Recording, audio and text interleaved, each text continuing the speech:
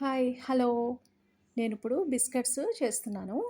ఇవి చాలా టేస్టీగా ఉంటాయి. ఇవి ఎలా ఉంటాయో మీరు కూడా టేస్ట్ చేద్దురు రండి.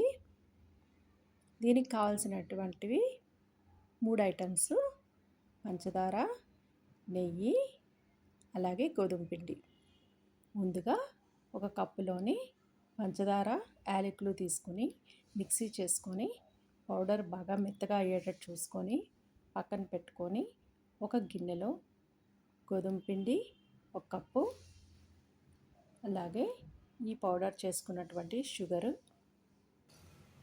అలాగే ఒక కప్పుడు నెయ్యి తీసుకొని స్టవ్ మీద వేడి చేసుకొని పక్కన ఉంచుకోవాలి.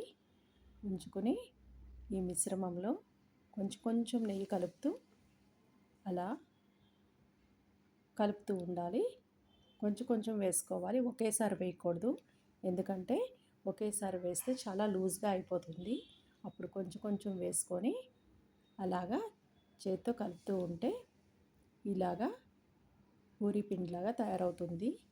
దీన్ని కొంచెం సేపట్ల పక్కన పెట్టేసుకొని ఉంచాలి.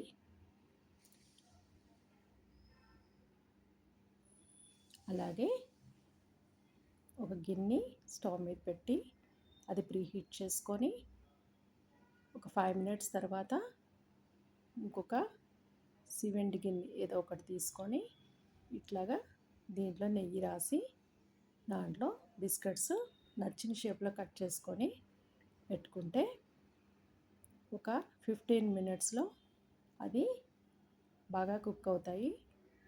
అయిన తర్వాత ఒకసారి చూసుకొని టూత్పిక్తో తీసుకొని ఇలా టేస్ట్ చేయండి. ఎంతో టేస్టీగా ఉండే బిస్కెట్స్ ఇవి. మనకి బేకరీలో దొరుకుతాయి కదా, అవి ఎంత టేస్ట్గా ఉంటాయో ఇవి కూడా అంతే టేస్టీగా ఉంటాయి. ఛానల్ని సబ్స్క్రైబ్ చేసుకోండి. Thank you.